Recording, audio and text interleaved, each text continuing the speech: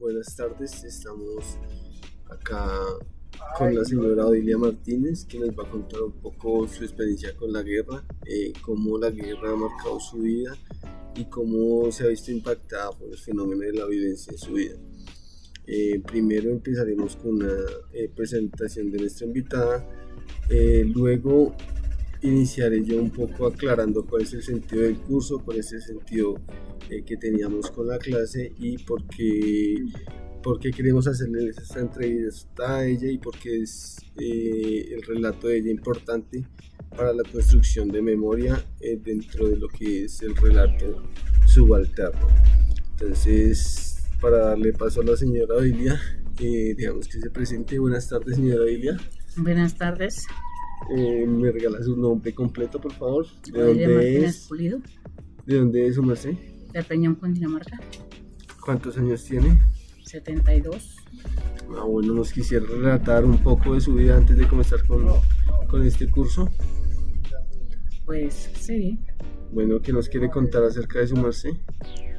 Bueno, pues le cuento que cuando hubo esa violencia por allá en la tierrita, pues estuvo un poco pesado, bastante incómodo, porque pues pasábamos una vida que no dormíamos tranquilos, no podíamos estar tranquilos en el día tampoco, porque se presentó unos momentos de que llegó por ahí la guerra y eso nos puso un poco incómodos a todos por ahí. Entonces, pues de todas maneras, mi madre todavía estaba viva, pero tenía ya sus añitos. Yo no podía salir con ella porque no tenía forma de salir corriendo, como dicen, porque cómo me iba con ella si ella estaba casi postrada en una cama. Pues me quedé ahí a la voluntad de Dios, porque yo no podía irme para ningún lado y enfrentar a ver a lo que Dios tuviera destinado con nosotros. Y pues afortunadamente,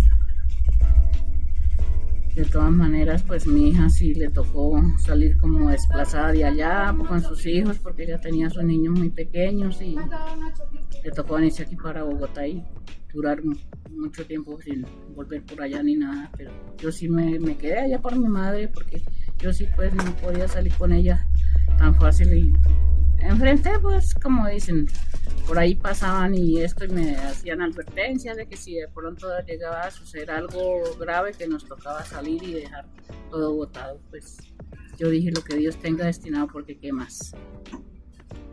Y poco a poco se fue retirando por ahí esa gente, pues hasta que se llegó la calma otra vez. Y con el tiempo sí salí, pero ya pues no tanto por susto, sino ya por gusto. Qué bueno, me alegra que por lo menos, a pesar de que fue una víctima obviamente de esta violencia armada, pues no fue una de las cifras que vemos dentro de los reportes de desplazados como tal por el conflicto armado. Sin embargo, más adelante ahondaremos en su experiencia con la guerra. Por ahora, déjeme contarle primero un poco el por qué estamos haciendo esta entrevista, porque es relevante. Bueno, nosotros estamos en un curso que se llama Literatura y Memoria. El objetivo de nosotros era encontrar la relevancia que tiene la literatura como tal dentro de la memoria histórica de un país. En este caso propiamente estamos hablando en el marco de la violencia. Entonces queremos ver cómo la memoria influye en la construcción de historia de la historia de la violencia como tal. Pero entonces nosotros arrancamos primero que todo haciendo un análisis acerca de lo que llamamos los relatos subalternos. ¿Qué pasa normalmente? Que la historia está contada por aquellos quienes tienen cómo contarla, ¿cierto? O sea, normalmente usted en los libros de historia no vemos a una señora relatando su vida, sino vemos es al periodista que está relatando lo que la señora le contó. Siempre hay un sesgo, nunca tenemos la voz como tal de la persona que fue afectada, la voz de la persona implicada, sino que tenemos es mediante un filtro. Entonces nosotros lo que queremos es no conocer la versión del Estado acerca de la guerra, la versión oficial, la versión que tienen los medios de comunicación para exhibirse, sino la verdad de la gente que realmente vivió la guerra, la verdad de la gente que le tuvo que hacer frente y que tuvo que enfrentarse a este hecho como tal que fue la guerra. Esa era nuestra intención. Cuando hablamos de relatos subalternos, hablamos de esas memorias que no son contadas. Una cosa es la historia oficial que conocemos de primera mano, que llaman así, que es la historia que nos relatan los gobiernos, que nos relatan los organismos oficiales que tienen como esa potestad para contar la historia, pero nunca tenemos de primera mano la historia por la gente que tuvo que afrontar los hechos de violencia en este caso. Entonces esos relatos que no escuchamos, esas voces que quedan calladas en medio de la capitalización de la información, eso es lo que llamamos relatos subalternos. Bueno, señora Dile, entonces continuemos con su merced y con su experiencia de la guerra.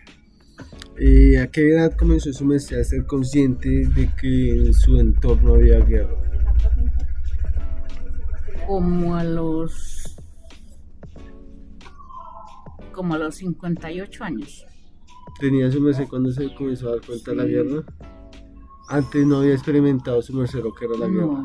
No, porque de todas maneras yo escuchaba a la demás gente por allá que comentaban que la guerra se iba a estallar, que porque había mucha guerrilla, que no sé qué, y pues de todas maneras yo poco como que entendía de esas cosas que era la guerrilla y nada de eso, sino hasta cuando ya comenzaron como a llegar por ahí por los alrededores de la finca y ya empezaban a decir que era la guerrilla y que no sé qué, y poco a poco yo fui como distinguiendo a esa gente de la guerrilla a la otra gente que andaba valiendo. Okay. Entonces ya después ya empezaban a llegar a la casa y a entrevistarlo a uno, que veía por ahí, que cómo estaban, que si habían problemas o conflictos en la vereda o eso, y yo decía no, hasta ahora aquí presente no ha pasado nada. Entonces su merced no fue consciente de en qué momento se instaló la guerrilla en su vereda. No. ¿Cree su merced que la familia tuvo que ver en ese desconocimiento suyo de la violencia? ¿O por qué cree usted que no se daba cuenta de...? Hasta cuando comenzaron a hacerle llamadas a mi hija y amenazarla que si no salía de la vereda que la iban a matar. Ok, yo le pregunto esto porque en algún momento le toqué el tema, o sea, se llegó al punto de en que nos afectó la guerra justamente a nosotros, y le comentaba yo a la profesora lo mismo que me está diciendo, como que uno escuchaba rumores de que habían y llegaba esta gente como a instalarse en los patios de las fincas, pero no usted, mi abuelita, mi mamá y el entorno familiar nos ayudaron como que no viviéramos el impacto de la guerra como tal, sino que simplemente nos alejaban de eso y nos mantenían como en la burbuja protectora a la familia, no sin el desconocimiento, sino diciendo deben alejarse y ya, entonces me pareció que es importante el papel de la familia en cuanto a proteger a los niños, que finalmente son como los más vulnerables dentro de estos fenómenos de la guerra. ¿Cuál fue el primer hecho de violencia que en su merced recuerda haber vivido? Pues cuando mi nieto mayor estaba como unos 10 añitos, ellos, los de la guerrilla, ellos lo cogían y le hacían preguntas, pero no lo hacían adelante mío ni nada, sino entrevistaban al niño por ahí a solas, y cuando yo me di cuenta de eso era que el día menos pensado ya lo llevaban, era de camino, que se lo iban a llevar. Y entonces como yo lo tenía estudiando allá en la vereda, alguien me dijo que al niño lo llevaba a la guerrilla, que se lo iban a llevar, que ya lo llevaban en camino, y cuando yo llegué a la casa pues el niño no estaba y ya me avisaron que ya iba en camino y yo lo que hice fue salir corriendo y, y fui y sí, lo llevaba un muchacho de la guerrilla, ya lo llevaba en camino y yo le lloré y le supliqué que yo el niño no lo dejaba llevar, que de todas maneras primero me llevaban a mí por delante que al niño. Y el muchacho pues amablemente de todas maneras no me alzó ninguna violencia ni nada, sino me entregó el niño. Yo me volví con él para la casa y al otro día pues lo mandé aquí para Bogotá. No, pero fuerte ese relato y ver cómo en cualquier momento de la cotidianidad, porque eso es una particularidad de la guerra, y es que rompe nuestras cotidianidades y se entromete en la vida de una forma que uno no se lo espera, que es imprevista, que acaba pues con la paz, que es lo que finalmente yo creo que a la gente le gusta del campo y de las zonas campestres, especialmente la paz que se experimenta, la tranquilidad, y llega estos fenómenos, este hecho de la guerra, este flagelo, a romper esa paz, a romper la cotidianidad y pues a quitarnos la tranquilidad de nuestras vidas. ¿Qué consecuencias tuvo la guerra en su familia? Pues digamos en mi familia el único conflicto más eso fue por lo del niño. De resto pues ya ellos, como digo, poco a poco se fueron retirando y sí, pero entonces ya pues yo prácticamente volví y me quedé sola porque ya cuando mi madre falleció yo me quedé sola allá en la finca y pues el resto de familia le tocó venirse para Bogotá porque pues la cosa estaba como tan grave que yo dije pues yo de todas maneras me quedo porque yo no podía dejar allá mi terreno todo solo botado ahí. Hasta con el tiempo que ya resolví, como dicen, salir del terreno y me vine para Bogotá. Okay. Y ya. En su niñez, ¿no se recuerda actos de violencia que hayan tenido que ver con externos? No. No. Ok. ¿Cuál cree que fue la guerra en su vida personal, en su ser como tal, en su vida? Por lo que siempre cuando yo envía que estaba mi padre también allá en la finca, pues yo vivía aquí en Bogotá con mis hijas y se llegó en el 84 que ahí en la finca mataron a mi padre, mataron a un hermano, una tía mía, y la verdad para mí fue muy duro y ya pues la finca quedó ya sola, pues por eso me tocó regresar a la finca y regresé con mi madre, pero a nosotros, gracias a Dios, sí vivíamos ahí con temor, pero no, a nosotros no nos hicieron así violencia como para que saliéramos a correr, no. Pero sí se escuchaba muchos comentarios y muchas... Pero pues también es una cosa de resistencia, abuelita, porque se me comenta que asesinaron a su señor padre, asesinaron a su tía, a su tío, a su hermano, perdón. Y o sea, eso es suficiente para que cualquiera hubiera salido a correr.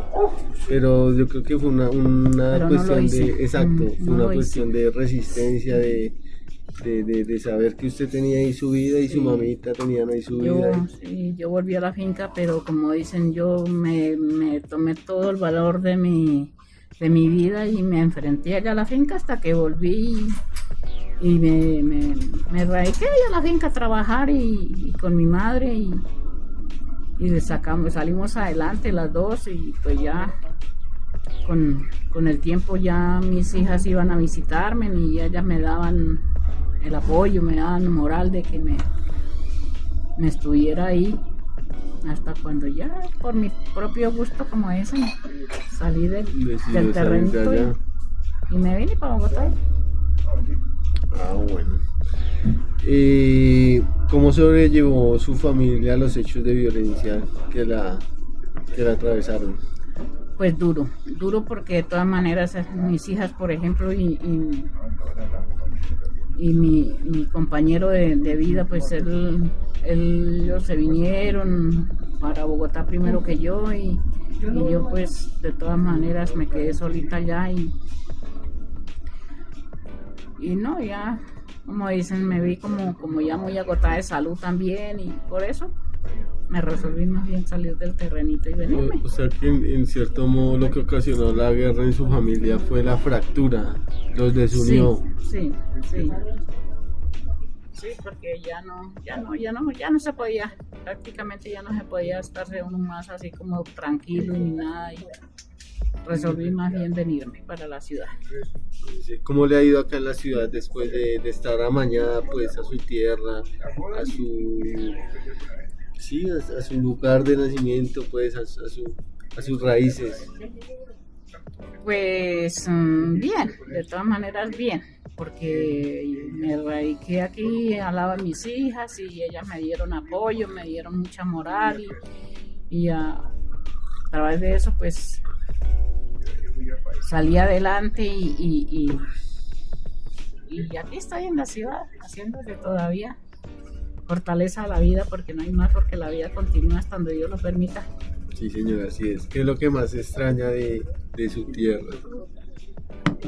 De todas maneras, muchas cosas, porque siempre en el campo uno vive pues tranquilo, porque puede tener que de sus animalitos de patio, que siembra una matica de comida por ahí y con el tiempo tiene de dónde coger, pero aquí en la ciudad de todas maneras si uno no tiene plata se muere de hambre, sí, como dice, sí, señora. Sí, muy cierto, muy cierto.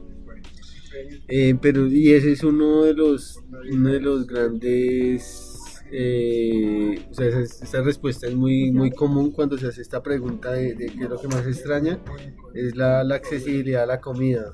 Por más de que aquí haya variedad y usted puede comprar lo que sea, lo que usted me dice, tiene que tener plata y tiene que tener poder adquisitivo. En cambio en el campo tienes que tener pies para ir a cogerlo. Exactamente, que se come la comidita toda fresquita, recién cogida de la mata, o llega y usted si tiene un pollito, una gallinita, pues hace un almuercito y sabe uno que es fresquito todo. Uh-huh.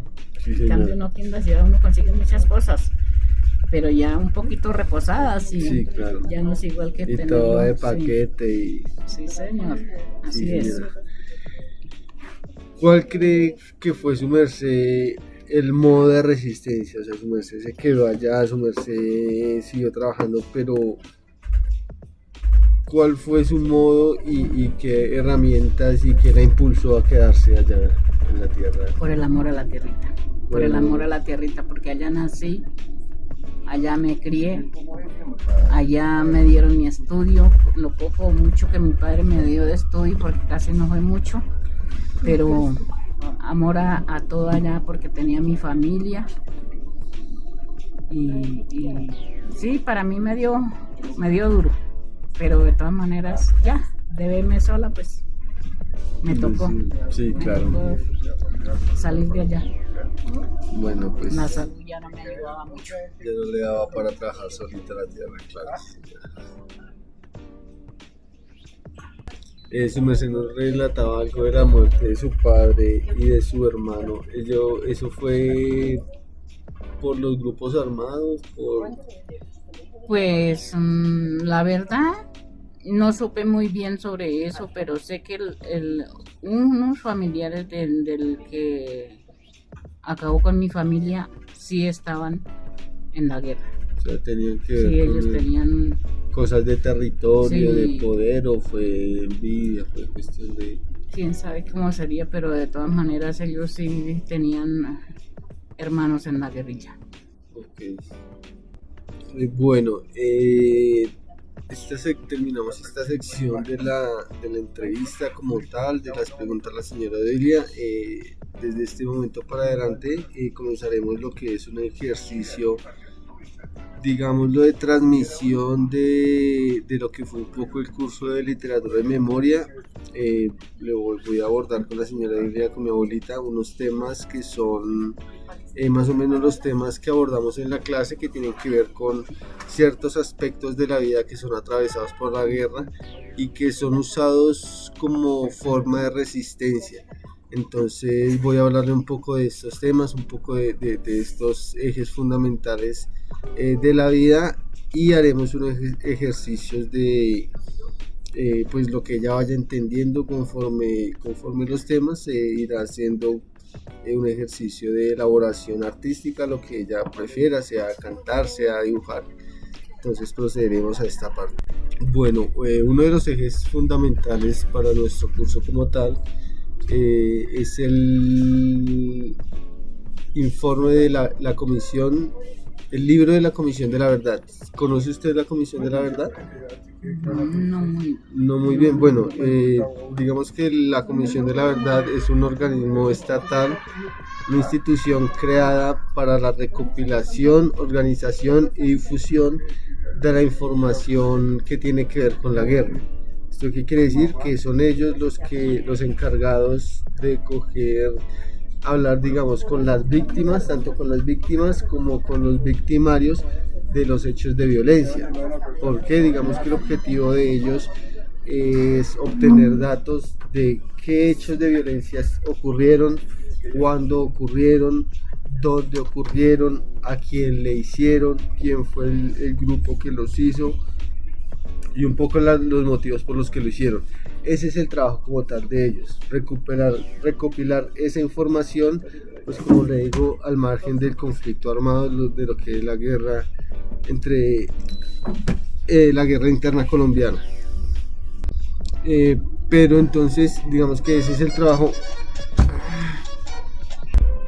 trabajo principal de ellos. Pero entonces hay un grupo de personas de allí, de esta Comisión de la Verdad, que no les interesa tanto los datos, porque pues a la final de cuentas lo que busca la Comisión de la Verdad es recopilación de datos de lugar, fecha, persona víctima y grupo armado implicado, y eso es lo que ellos necesitan como tal para llenar sus informes y para hacer lo que es su trabajo. Sin embargo, como le contaba yo al principio, esa no es la historia que nosotros queremos escuchar. A lo que a nosotros nos interesa es conocer los hechos, pero en la cotidianidad, cómo rompió ese hecho victimizante en su vida, cómo X o Y hecho la marcó a usted, cómo influyó en su vida. Eso es lo que queremos escuchar, porque los datos pues ya los tenemos en un libro. Es así, ya tenemos los datos estipulados en un libro que nos dice todo eso, pero entonces queremos conocer las historias de primera mano para tener un marco general de lo que es la guerra como tal, como sus efectos sociales. Entonces, en este marco, como le decía, hay un grupo de personas de esta Comisión de la Verdad que se encargaron justamente de hacer entrevistas y de preguntarle a la gente acerca de esto, de la guerra, de cómo impactó en su vida. Entonces hay unos ejes fundamentales en los que ellos se enfocaron y pues vamos a tratar de mirarlos todos. El primer eje o el primer enfoque que le dan a este libro se llama el libro del porvenir. No, perdón. El primer enfoque que se da en este libro se llama el libro de las anticipaciones. Entonces vamos a leer un pequeño párrafo de este libro.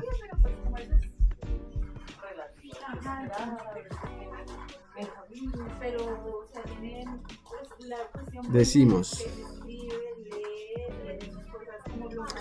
un evento que bifurcaba los itinerarios de las personas y que justo después de contar las llevaba a reflexionar sobre cómo se dieron cuenta de que se les venía encima. A ello nos referíamos con anticipación, a la herramienta narrativa con que las personas trataban de darle sentido al momento en que su mundo comenzaba a reunir capas de sufrimiento. Entonces, a lo que se refieren a estas anticipaciones, básicamente los relatos. Ahorita leemos, si quiere, uno de los que tenemos acá. Relatos de gente que yo creo que su merced alguna vez ha tenido esa sensación de que tiene un presentimiento. Sí, Eso, claro. exacto. A eso justamente se refieren las anticipaciones. A eso de ese sentimiento que usted sabe que algo va a pasar, que algo importante va a pasar y que no, ¿sí? Que cuando su merced termina de dar cuenta que era real ese sentimiento, pues ya es porque está el hecho concreto.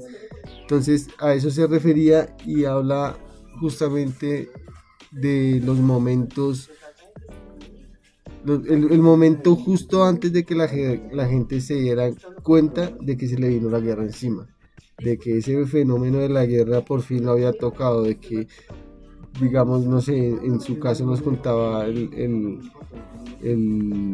testimonio de mi hermano, de su nieto, nos decía que ese momento en el cual le dijeron a usted que se lo había llevado, entonces ese momento fue donde la guerra la impactó a usted y en el momento en el cual la guerra la tocó, entonces justamente de esos momentos de anticipación, de esos presentimientos que llamamos, queremos hablar un poco. Acá hay unas historias, vamos a leer uno. Dolor en el ombligo. Aneider salió de 16 años. También mis dos hijos mayores, Eric y Daniel, salieron de 16 años de bachilleres. Y no pudimos costearles una carrera universitaria ni nada. La situación estaba muy difícil. Entonces fue cuando a Neider se lo llevaron a pagar servicio. Mi sobrina, la que yo le digo que crié y que es como mi hija mayor, me bajó del avión. Esa movió cielo y tierra para que a él se lo querían llevar para la Larandia, Caquetá. Ella no sé qué santo se lo prometió. Es el caso que a él lo bajaron del avión. Lo bajaron aquí en La Casica, La Guaitana, en Neiva, y en ese batallón fue que pagó el servicio. Tener dos hijos en el ejército era no tener vida, créame, porque con tan buenas noticias que dan todas las noches, cada nadita de ataques de la guerrilla por acá, ataques de la guerrilla por allá, uno mantiene con el corazón en la mano y prendido de Dios porque no queda otro. Mis hijos pagaron servicio militar, les fue bien gracias a Dios y después, por lo que le digo, por la situación económica, ellos volvieron a ingresar como soldados profesionales. Yo no estuve de acuerdo, pero Neider desde niño quiso estar en el ejército. A él le gustaba mucho esa vida militar, la disciplina, todo eso. Lástima que la guerrilla le hubiera frustrado el sueño de estar allá. Ellos casi no hablan de la vida militar, no cuentan las cosas malas. Mis hijos contaban todo lo bueno que les pasaba, pero cosas malas que les había salido por la boca de otros compañeros. Ellos decían que no me contaban las privaciones, las aguantadas de hambre porque yo mantenía con el corazón en la mano. No decían nada de eso. Ellos no decían nada de eso. Si acaso me decían, mami, estamos en tal parte, mami, nos trasladaron, bla, bla, bla, bla, bla, bla. Aneider me llamó ese día y me dijo, mami, estamos acá en Santa María. Cuando ocurrió el accidente de Aneider, yo tenía a Eric por allá en las lejanías Meta. Y pues no volvió de cerca lo que le pasó a su hermano. No vivió de cerca lo que le pasó a su hermano. Estaba muy lejos, incomunicado. Después fue que él los pudo llamar, pero Aneider estaba bien. Sí, él está vivo, está herido, pero está vivo. Eso escuché, me dijo Eric. Acá el capitán me pasó un reporte que mi hermano se encontraba herido, pero vivo. No recuerdo. Mami.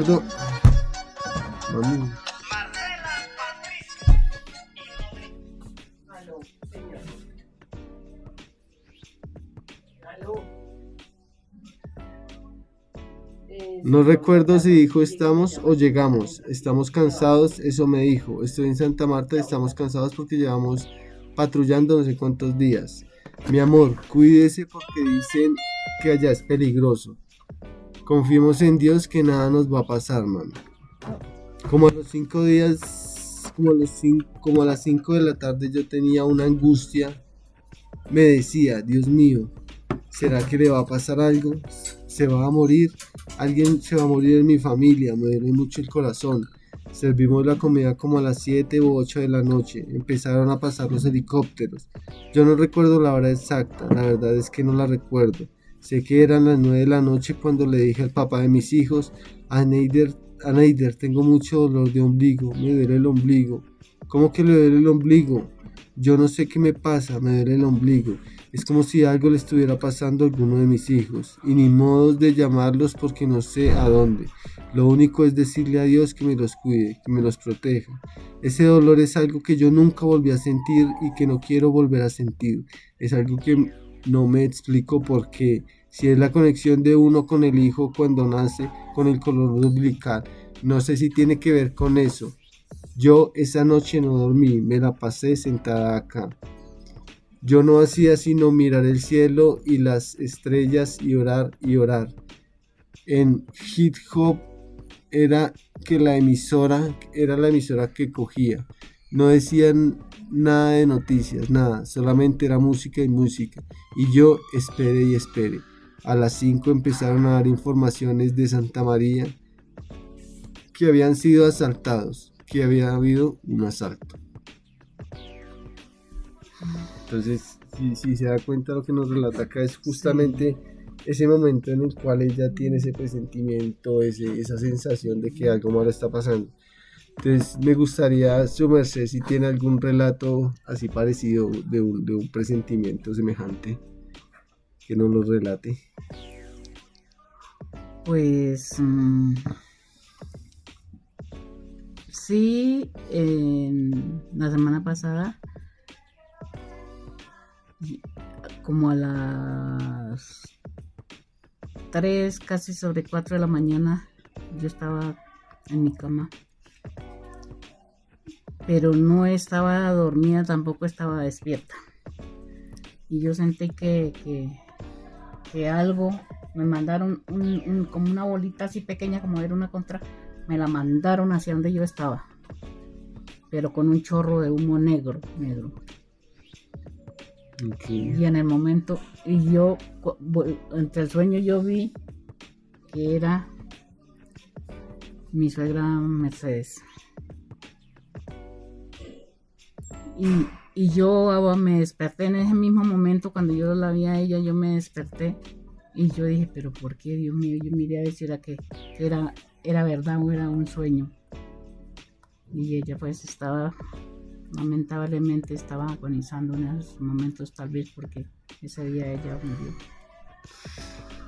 Uy, bueno, una fuerte historia y sí tiene que ver con esto de los presentimientos y no sé si como colombianos o como latinos, pero sí tenemos mucho este, esta creencia de que los muertos se despiden, de que Sí, pasan como una última presencia a aquellos a quienes más quisieron y pues mire, tenemos acá un relato que tiene que ver con esto. Eh, Después del libro de las anticipaciones, que es como le decía, el presentimiento, este primer momento con la guerra, este primer acercamiento, darse cuenta que estamos ante una guerra o ante un hecho lamentable, pasamos a algo que acá decidieron llamar el libro de las devastaciones y la vida, pues el cual, como su nombre indica, nos habla ya del momento en que las vidas están siendo atravesadas por la guerra, en el que ya la guerra está en medio de la cotidianidad. Es algo que mm, nos pasa de pronto a todos en algún sentido y es que nos adaptamos, es una manera de defensa, pero a la vez es un poco escabroso imaginar de qué manera nos adaptamos y logramos hacer de algo como la guerra, que implica masacres y hechos de violencia, en algo natural y cotidiano.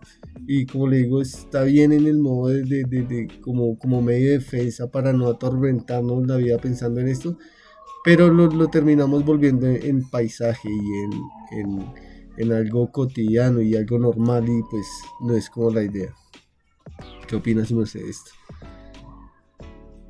pues sí, eso es verdad, porque de todas maneras la vida es un poco dura y uno a veces se siente uno que esto no me puede pasar a mí, Justamente. pero como solamente Dios sabe el destino de cada uno, y resulta que se llega el día de que uno ve la realidad. Ver la realidad, sí señor. Entonces este libro de las devastaciones, el libro de las devastaciones y la vida se llama el segundo libro de este volumen testimonial. Entonces vamos a leer un apartadito acá. Dice,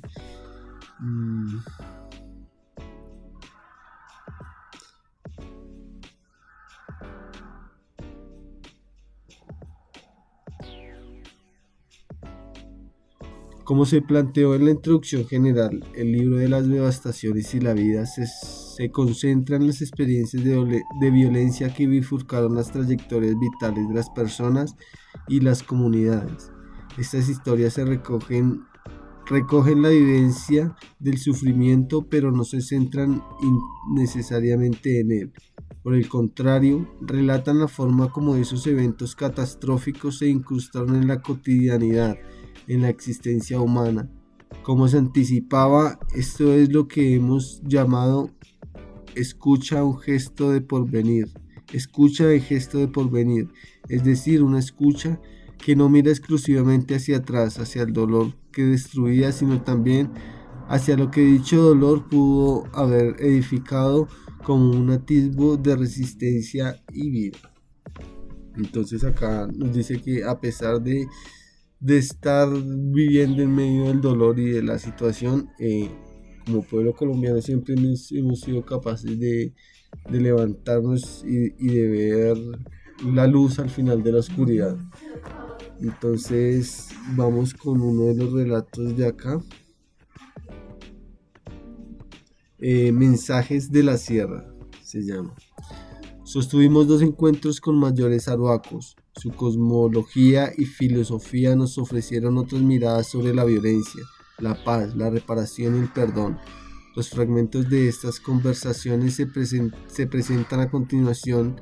En ellos se entrelazan el tiempo mítico y el histórico y el personal y el comunitario.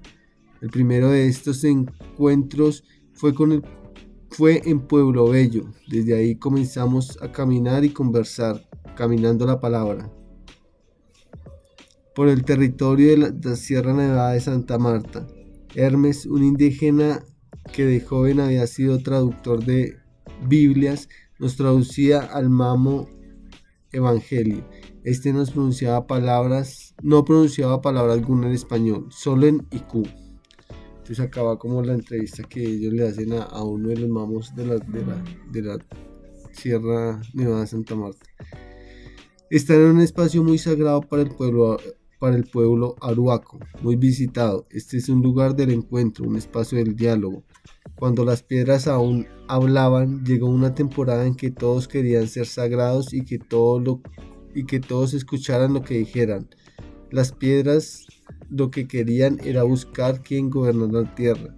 Tocaba determinar cuál era la ruta, la forma de los encargados, quién tenía que ser sagrado y quién tenía que ser simplemente un miembro más, pero no ser jefe. En este momento se creó un conflicto de parte y parte. La piedra que estaba en este lugar determinó la parte que puede ser el punto medio, un punto de equilibrio donde todos pueden operar. Ella fue quien determinó las reglas de quién iba a ser dentro de qué en ese conflicto. Entonces, desde el momento en que las piedras determinaron eso, aquí quedó el centro, donde se regulan las dos partes. Bueno, acá lo que vemos es un poco la cosmovisión del pueblo aruaco, de estos pueblos con la naturaleza. Para ellos la naturaleza es muy sagrada, para ellos la naturaleza tiene una conexión especial con la naturaleza y es un ser viviente más como cualquier ser humano, y para ellos es incluso más importante porque es la que les da la vivienda, la que les da la comida, la que les da la protección, y pues entonces su cosmovisión es demasiado importante la naturaleza dentro de su cosmovisión.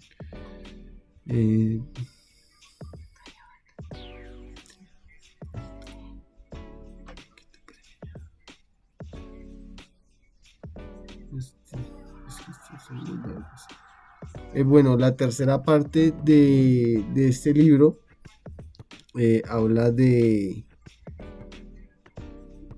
esperen, porque me falta algo. Entonces, en el siguiente fragmento vemos cómo estas tribus indígenas consideran a la guerra, perdón, pues consideran a la naturaleza como víctima de la violencia, al ser esta también pues como un ser vivo. Entonces, las plantas representan al hombre, el líquido del mundo representa a la mujer. En sí, la vegetación en su totalidad representa al género masculino como complemento de la mujer. La desaparición de la vegetación, turbar un árbol, significa matarle el esposo a nuestra propia madre.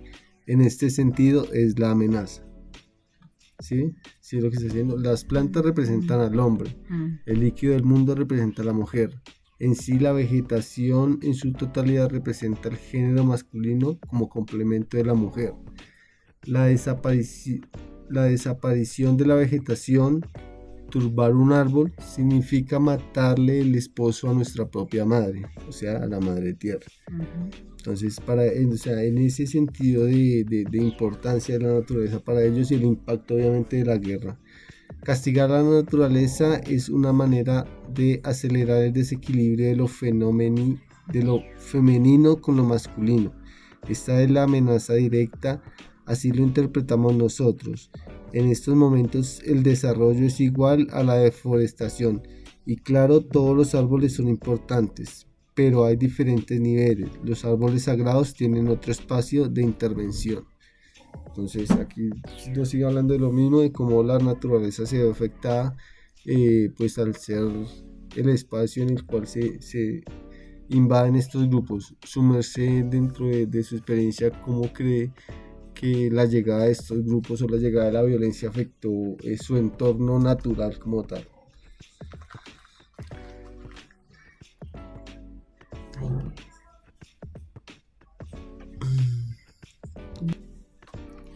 Sí, pues por eso es que estamos ahora con una situación de que poco se da ya la comida, así como se daba en un tiempo, que yo me acuerdo que cuando yo estaba niña, pues eso era mucho la comida que se daba, que así sembraran lo que uno sembrara, eso se daba mucha la comida.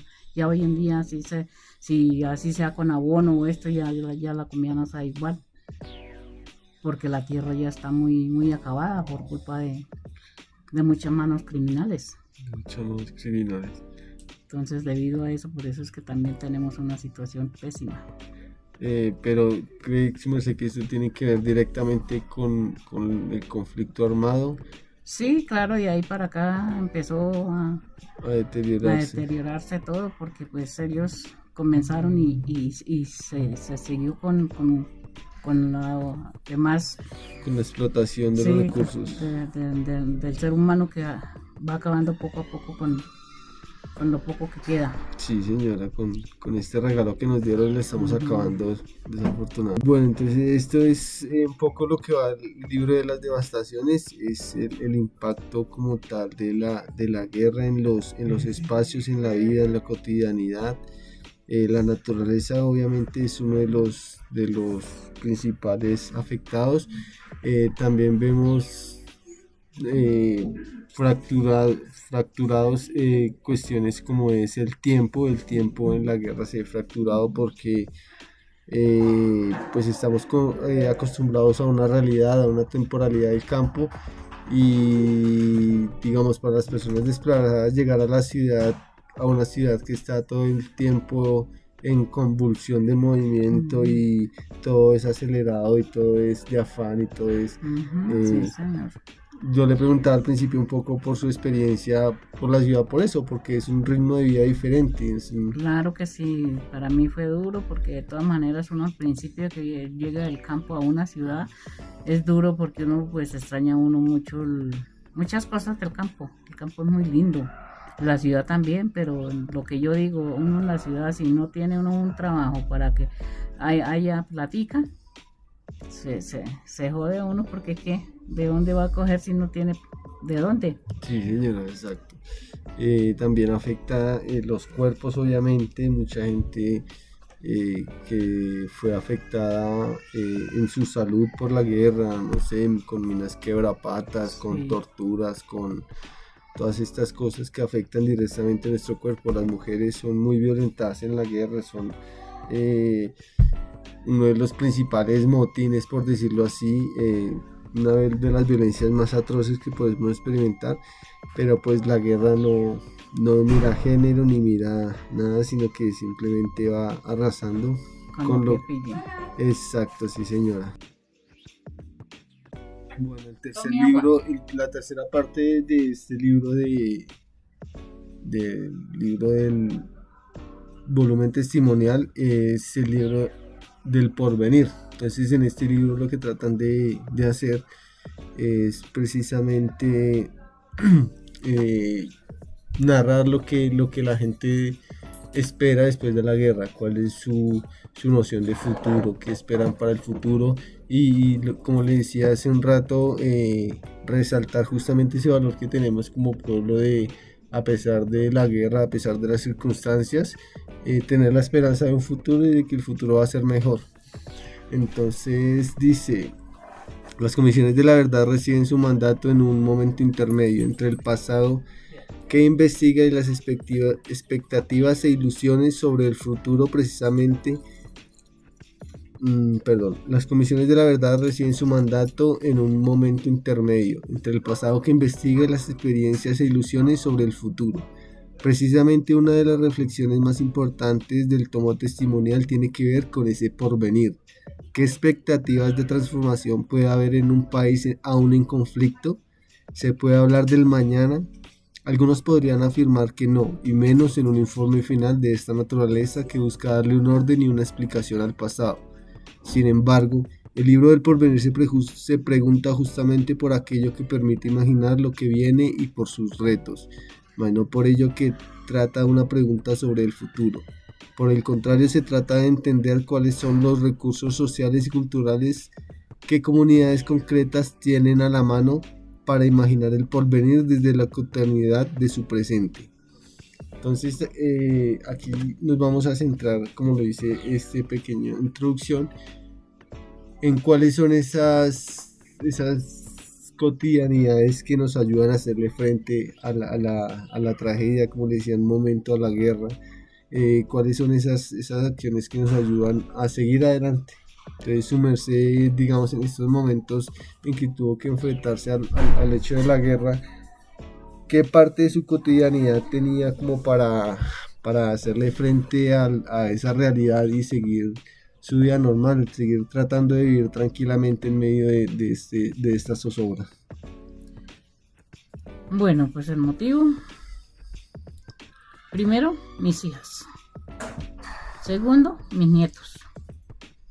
Porque pues yo siempre mis hijas las he tenido a mi lado, las he apoyado, las he ayudado con sus hijos y a mis nietos pues yo los estimo mucho y eso es un motivo, un motor para mí seguir viviendo y seguir luchando por lo que sea y seguir adelante con la vida.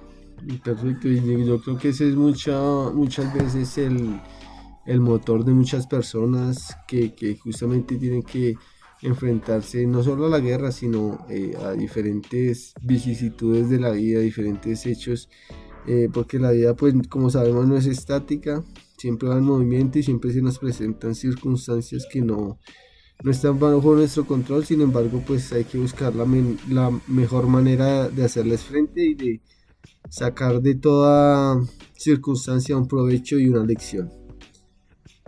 Vamos a hacer una leída de un pequeño fragmento del libro del porvenir, para tomarlo como ejemplo. Decimos, un tema de amor, 34 años de búsqueda. Puedo decir que soy como muy romántica. Me gusta pensar que las cosas no se dan porque sí, que todo tiene un motivo. El encontrar los restos de Jimmy fue por amor. La toma del Palacio de Justicia donde desapareció mi esposo cambió mi vida. Yo tenía 20 años y me encontraba con mis 4 hijas. Eso fue cerca de las 11:50, 11:45 de la mañana. Y ahí hasta las 20, de ahí hasta las 27 horas después volví con total angustia, con un radio pegado a mi cuerpo todo el tiempo porque era muy poco lo que podía ver televisión. No sabía a quién llamar. No todas las familias del palacio nos conocíamos. Mi cuñado tenía su carnet del DAS y pudo entrar inmediatamente al palacio. Nos llama y nos dice, vénganse porque aquí en la cafetería no pasó nada. Aquí están 2 vasos de jugo servidos, todavía hay comida en los platos. Encontré la chaqueta de mi hermano, la cédula y algunos de sus papeles tirados en la cafetería. No hay ni un disparo, ni un incendio, no hubo absolutamente nada. Nos fuimos con mis suegros para el Palacio de Justicia y empezamos todo este transcurrir de 34 años y casi 10 meses. No entendía nada, solamente lo buscaba y lo buscaba en hospitales, lo buscaba en donde los militares, iba al Cantón Norte, venía al Charry Solano y me iba. Luego a todas las estaciones de policía pensando que se lo habían llevado. Siempre pensé que lo iba a encontrar muy rápido y por eso no empecé ninguna acción judicial ni ninguna demanda. Pensaba que él iba a llegar porque no tenía nada que ver con nadie.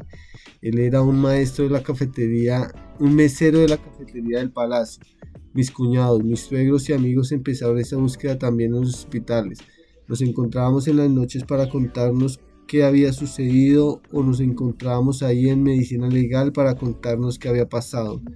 Ahí también conocí un poquito más a los familiares de Jimmy y entre todos armamos un grupo de trabajo para ir cada uno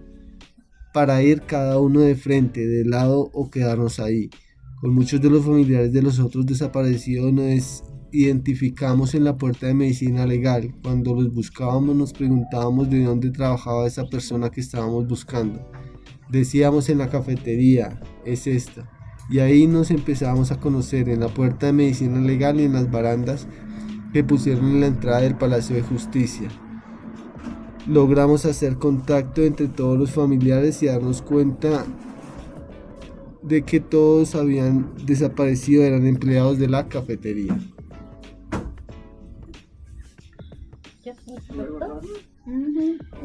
Bien, bien. Entonces acá nos está contando una historia. Que si todavía están poniendo por ahí. Sí, sí.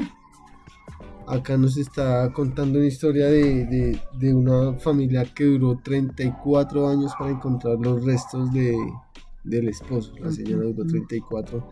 Entonces y ella tenía la esperanza pues en que iba a poder encontrar, en que ni siquiera tenía la esperanza en que iba a encontrar los restos, sino en que en algún momento iba a llegar. En que en algún momento iba a aparecer su ser amado.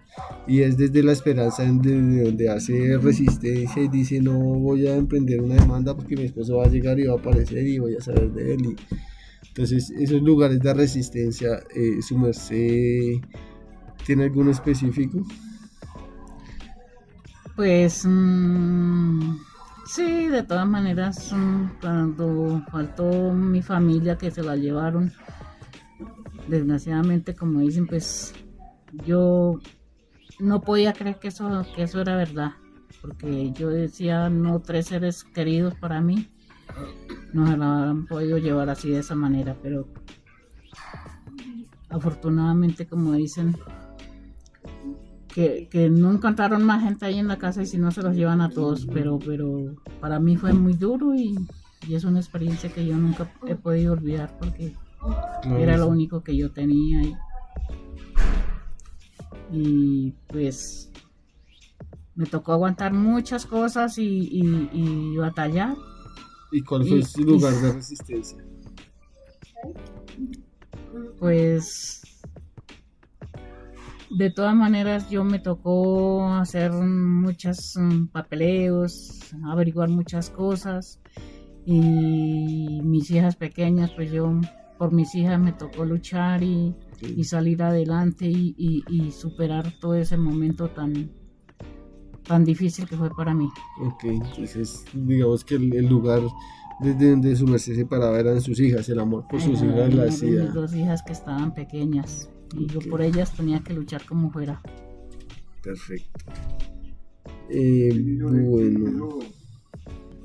Bueno, entonces uno de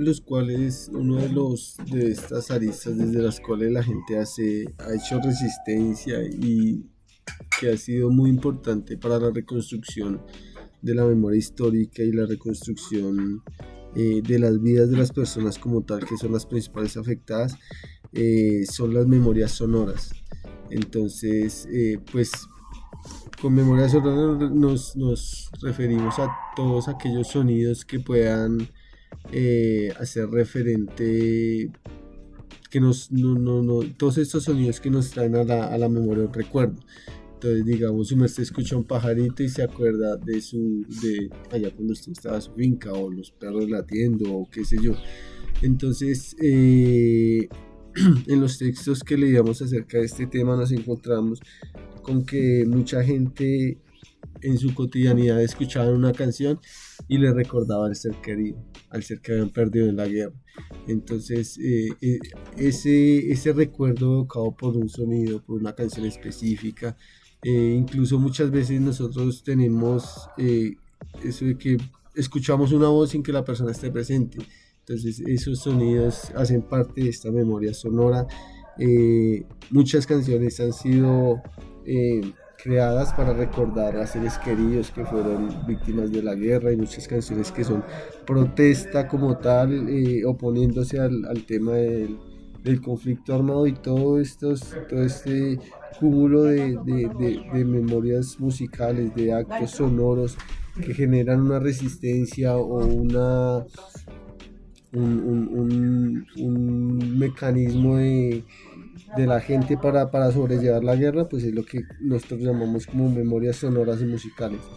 ¿Recuerda su merced algún sonido o alguna canción que le recuerde de pronto a algún familiar, a su padre que fue el que murió, a su hermano, o de pronto un momento específico de la guerra? Sí, claro, sí, hay muchas cosas que me recuerdan. Por ejemplo, hay mucha clase de música que mi padre le gustaba escuchar en su radio y mi hermano también. Y muchas cosas de la vida de ellos. Cuando yo iba a visitarlos, ellos lo primero que decían, venga mija, y se toma un guarapito. Y todas esas cositas, y que ya que un piquetico, que ya que la unión ahí y la reunión entre la familia. O sea, las mismas expresiones Sí, que ellos utilizaban los hacen sí, recordar, sí, claro, le evocan la memoria. bastante. Yo recuerdo mucho la casita que había, porque cuando ya mi padre se nos fue y todo, se lo llevaron de la manera que se lo llevaron, pues la casita se cayó, y yo recuerdo mucho cómo era mi casita allá, y lloraba, como dicen. Recuerdo y me da muy, muy duro. Una canción que le gustará a su señor padre, que su merced la escuche todavía y diga, esta me lo recuerda a él. A él le gustaba mucho él como él era músico, él tocaba mucho timbre, eso que llaman el timbre, que llamaban en ese tiempo, pues él cogía su timbre y se ponía a tocar mucha música bambuca. Bambuco, ok. ¿Tiene alguna canción que se acuerde? Pues en este momento no me recuerdo, pero sí a él le gustaba mucho la música, lo que era bambuco y todo eso, y bailar. Le gustaba bailar el bambuco. Sí, él era muy alegre para la música de bambuco, era aficionado a esa música. Okay. Y un sonido que le recuerde a su tierra. Todo bien, que aquí se lo tengo. A mi tita Mercedes, bueno, pues Esperemos que esto se solucione. de todas maneras ella, pues sí, ya le gustaba era una mujer muy, muy alegre, muy contenta, y ella siempre, cuando yo iba a la casa, yo llegaba allá y era, mi hija, para acá, venga, tómese un guarpito, venga mi hija, y se come un piquetico, y charlábamos y la pasábamos contentos. Sí, la pasábamos muy chévere ahí en la casa. Ah, qué bueno, sí. Entonces, esas memorias musicales, pues como le decía, son sonidos que nos evocan momentos, que nos evocan recuerdos y son cosas que atraviesan la cotidianidad. No sé, estamos escuchando música y esa canción la escuchaba tal persona. Entonces, las personas que son atravesadas por fenómenos de guerra con gente desaparecida, les impacta mucho estos asuntos de la memoria. Otro tema es la cuestión, la guerra es una cuestión de adultos, la voz de niños y niñas en la guerra. Como yo le decía a su merced, a mí me pareció muy importante el papel de la familia en la cuestión, o por lo menos en mi caso particular, de que nosotros veíamos que llegaban los grupos ahí, nosotros ni sabíamos, o sea, tal vez teníamos una noción en algún momento de que eran gente mala, pero nunca estuvimos expuestos como tal a un acto de violencia como tal, que hayamos visto, o nosotros ser víctimas como tal de esta gente, porque ustedes como familia nos resguardaban, y yo creo que era porque tenían claro la,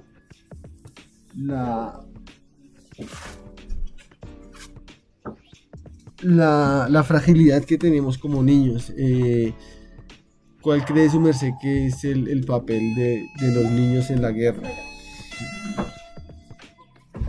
Bueno, pues de los niños, ellos de todas maneras pues son como personitas inocentes.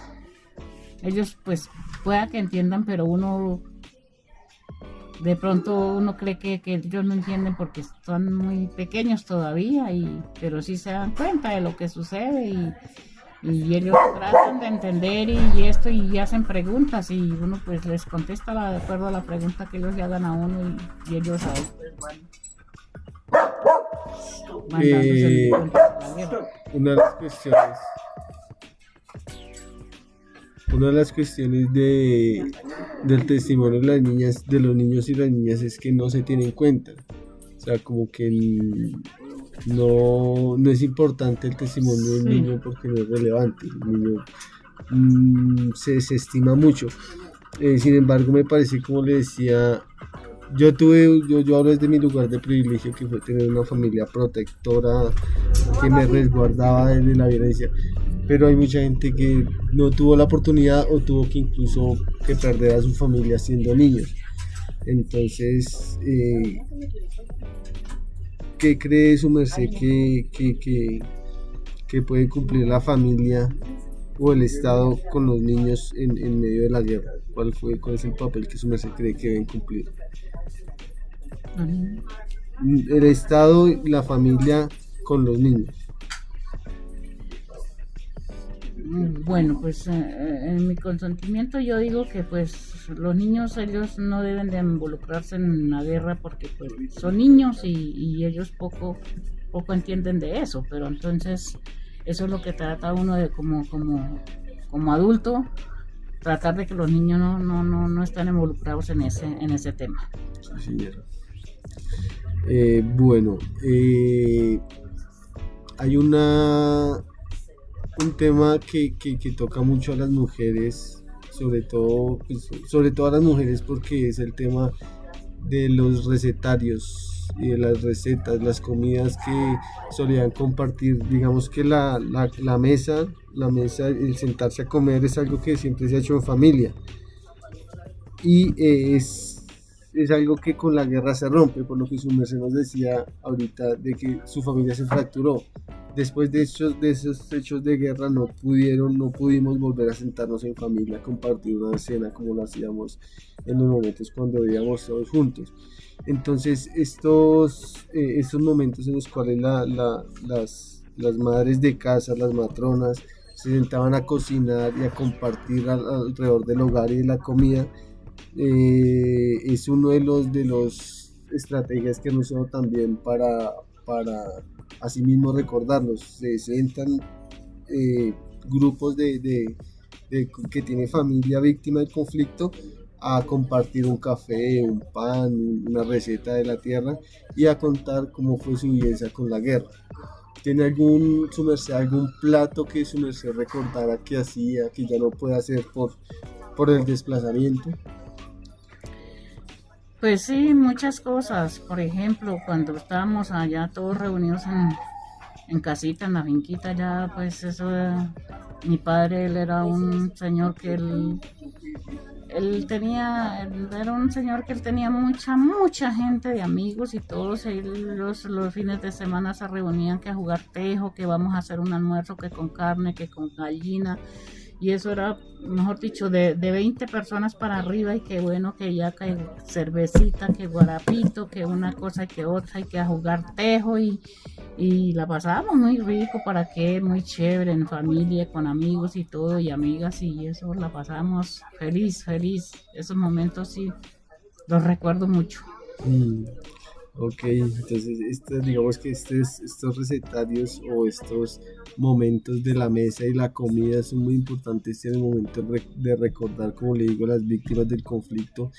Siempre nosotros tratamos de hablar obviamente desde la voz de los familiares, que es realmente los que se quedan sufriendo, porque pues las personas desaparecidas, pues no sabemos si siguen vivos, si siguen muertos, las personas que fueron fallecidas, pues ya sabemos que no se encuentran con nosotros. Sin embargo, los que quedan o sea, los que quedan con las consecuencias de la guerra, pues somos los que quedan Los que en la quedamos, vida. los Sí, que sí, todavía señora. estamos presentes. Exacto, sí, señora.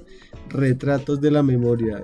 Su merced, la fotografía siempre ha sido un tema importante dentro de la cuestión de la memoria, dentro de la construcción del relato de historia. Su merced recuerda algún retrato o alguna imagen que le evoque esos tiempos cuando su merced vivía con su padre, cuando se vivía en su finca. Sí, señor, yo tengo fotos de ellos, de De mis ellos. hermanos, de mi padre, de mi madre, de mi tía. Yo tengo fotos de ellos y los tengo muy bien conservados porque Ok. son los únicos recuerdos que me quedaron. Ok, en algún momento hablamos de que la, la, la prensa, el periodismo, se ha encargado de relatar la guerra, pero en sus inicios lo hacían como un montaje, como armaban un cuadro y tomaban la foto, pero como lo que ellos querían mostrar, no la realidad, lo que hemos estado hablando desde el principio, Sí. de que todo es un encuadre para mostrar lo que el Estado quiere que muestre. Sin embargo, en algún momento se le hizo esa crítica al periodismo y comenzó a mostrar la crudeza de la guerra. Entonces ya nos fuimos para el otro extremo. O sea, en un primer momento se mostraba un encuadre que no correspondía a la verdad porque era algo montado, algo que querían que viéramos. En el siguiente momento ya se pasó al lado contrario y era mostrar la barbarie de la guerra, las consecuencias de la guerra. Y sí es importante, obviamente, el suplementar, el suplir a la gente con esta información. También es importante entender que cuando se abarrota mucho, se satura mucho el mercado con la información, se vuelve algo de la cotidianidad, lo que hablamos al principio, de que la guerra se vuelve algo cotidiano, algo que ya nos parece algo normal. Entonces estas mismas guerras, estas mismas fotografías que al principio mostraban de la barbarie, se convirtieron en algo normal y ya dejaban de impactarnos las masacres, ya las guerras o las matanzas, como que, otra matanza, bueno, ya. Entonces esto me parece que hay que reajustar la visión que tenemos de la guerra y reajustar la manera en cómo la mostramos para que no se vuelva algo cotidiano, para darle el conocimiento que se merece sin que se vuelva algo normal, por decirlo así. ¿Qué opina su merced acerca de este papel de los medios de comunicación y los retratos de la memoria?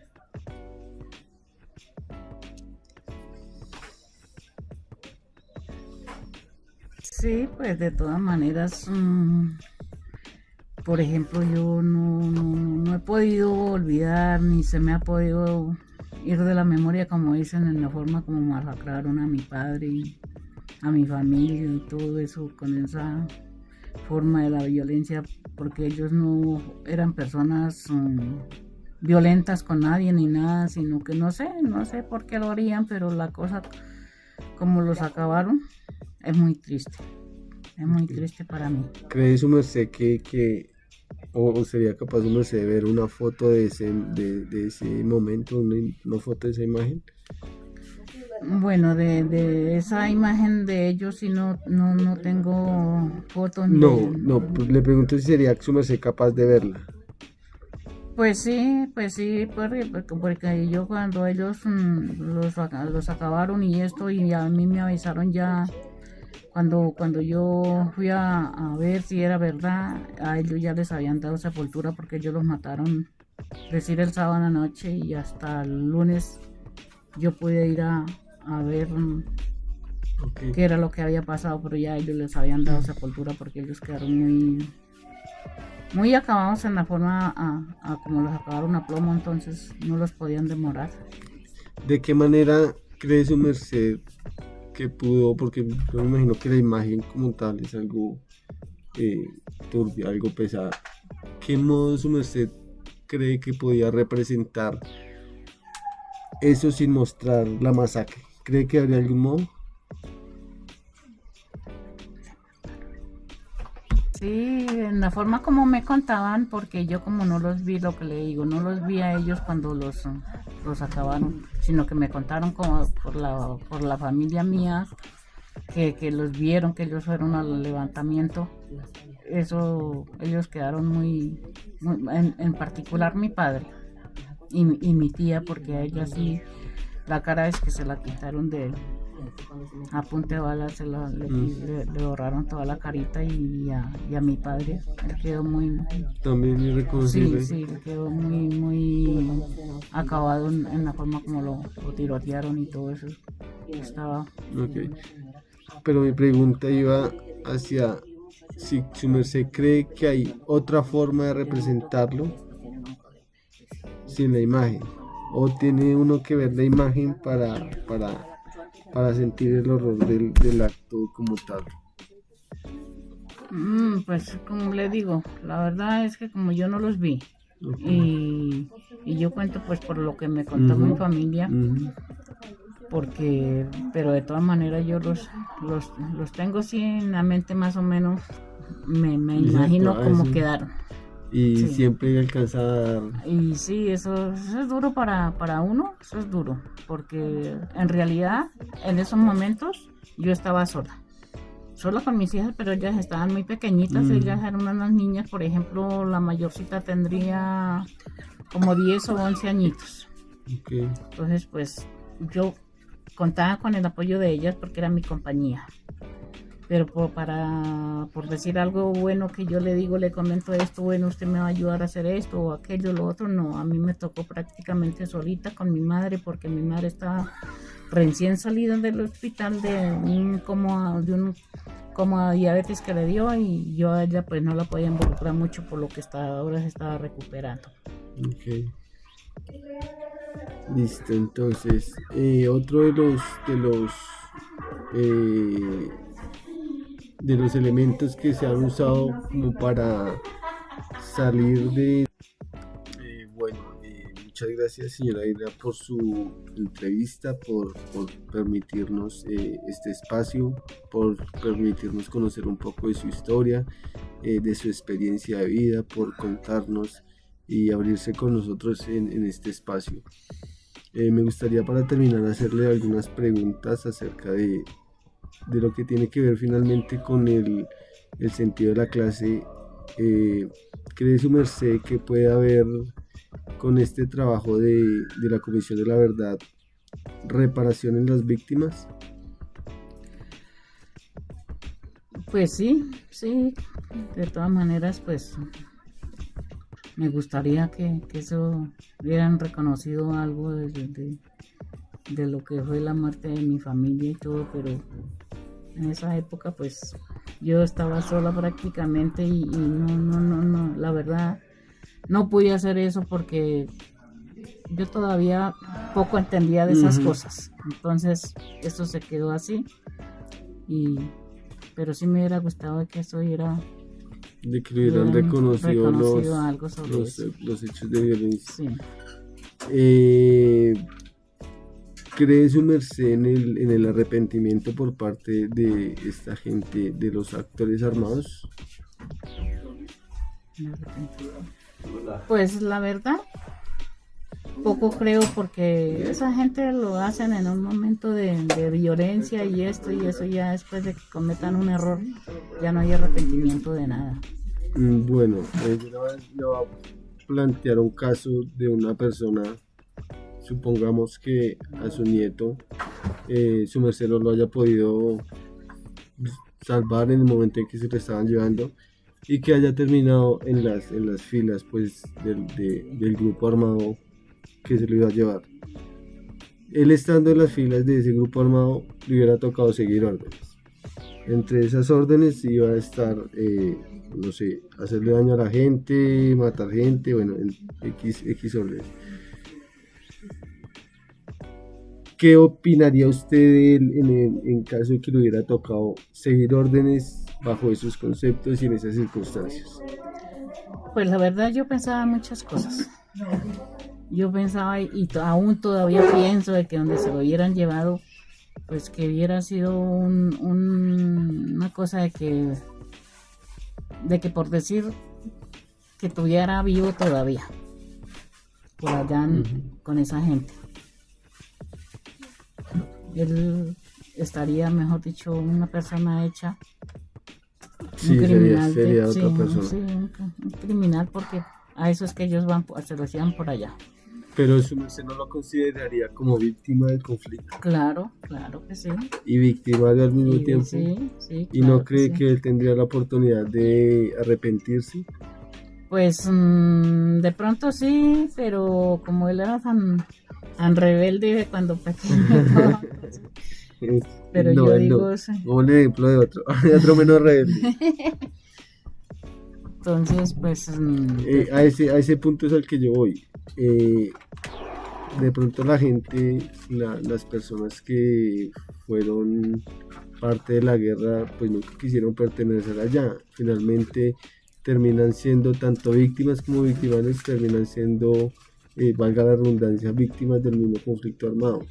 Muchas veces las personas que están allá no tuvieron otra salida para sobrevivir o simplemente se los llevaron a la fuerza y estando allá les toca simplemente seguir órdenes. A seguir órdenes, sí. Exacto, entonces mi trabajo era un poco, el fin de mi trabajo era un poco ese, darle un poco de reconocimiento, no sin desconocer a la víctima, al que ha sufrido el hecho de violencia, sino entender al victimario como también parte de esta trama gigantesca y macabra que es la violencia, que termina siendo una víctima más, un escalón más de esta gran cadena. ¿Cree su merced en el perdón? Sí, claro, sí. ¿Sería capaz de perdonar a la gente que le ha hecho tanto daño? Pues a la hora de la verdad, por ejemplo, esa gente que cometió ese crimen con mi familia, pues yo no, porque me aconsejaban que bueno, que hiciera esto, que hiciera lo que yo dije, no, yo no voy a hacer nada. Yo no voy a hacer nada porque uno no puede hacer justicia, pero uno solo sí hace justicia, él sí puede. Y yo le dije a esa persona que me dijo que por qué, que no sé qué, le dije, porque es que yo le dejo todo a manos de Dios. Y yo no voy a hacer nada contra esa gente. Porque los que hicieron eso, ellos pagaron cárcel, pero para 3 familias que se llevaron, no pagaron ni lo de uno. Compensado. Sí, entonces yo yo le dejé todo en manos de Dios. Y al tiempo de que ese señor salió de la cárcel, ahí se lo llevaron también. Peor que lo que él hizo con mi familia. La muerte de él fue peor que lo que él hizo con mi familia. Entonces yo ahí quedé pues satisfecha porque Dios me concedió de hacer justicia. Exacto. Sí. Y lo importante, sin involucrar a nadie más. Exacto, y lo importante del perdón es que nos termina dando paz a nosotros mismos. Sí. Uno cuando no perdona termina envenenándose uno Sí, mismo sí. y pues la otra persona sigue su vida normal. Entonces, muchas gracias, abuelita, por concederme esta entrevista. Eh, Desde que se pueda, con mucho gusto. espero que le haya gustado, que le haya servido este ejercicio y que se vaya con algo nuevo aprendido hoy. Gracias, mío. Gracias.